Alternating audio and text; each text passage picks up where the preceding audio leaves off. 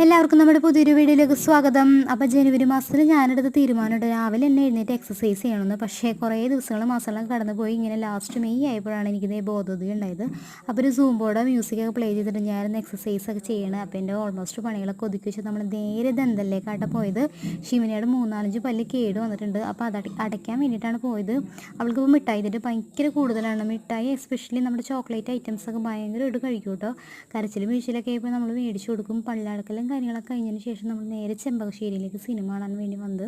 കുറച്ച് നേരത്തെ 7 മണിക്കാണ് സിനിമ. പക്ഷെ നമ്മുടെ മറ്റു പരിപാടികളൊക്കെ കഴിഞ്ഞപ്പോഴേക്കും 5:30 ആയപ്പോൾ എത്തി. നമ്മൾ പിന്നെ കുറച്ച് ചുറ്റലൊക്കെ കഴിഞ്ഞതിന് ശേഷമാണ് നേരത്തെ തന്നെ തിയേറ്ററിൽ കയറി ഇരിപ്പായിട്ടാണ്.